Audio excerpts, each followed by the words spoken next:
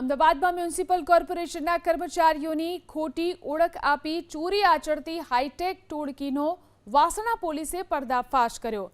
કોઈને શંકા ન જાય તે માટે એએમસીના રેડિયમ જેકેટ પહેરી બીએસએનએલના ડકમાંથી લાખો રૂપિયાના કોપર વાયરની ચોરી કરતી ગેંગના 4 સભ્યોને પોલીસે રંગે હાથ ઝડપી પાડ્યા।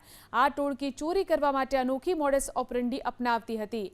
ચોરો એએમસીની કચેરીના રેડિયમ જેકેટ પહેરી ક્રેન સાથે ઘટનાસ્થળે પહોંચ્યા હતા। કોઈને શંકા ન જાય તે માટે ગેંગના કેટલાક સભ્યો રોડ પર ટ્રાફિક પણ મેનેજ કરાવતા અને દિવસ રાત રોડ પર ખુલ્લામાં જ બીએસએનએલના ડક તોડી અને તેમાંથી કિંમતી કોપર વાયરની ચોરી કરી લેતા। આ રીતે આરોપીઓ અંદાજે 7 લાખથી વધુ કિંમત ધરાવતા કોપર વાયરની ચોરી આચરી હતી। બાતમીના આધારે વાસણા પોલીસે દરોડો પાડી ચોરીના આ કૌભાંડને ખુલ્લું પાડ્યું હતું। પોલીસે સ્થળ પરથી 4 આરોપીની ધરપકડ કરી છે।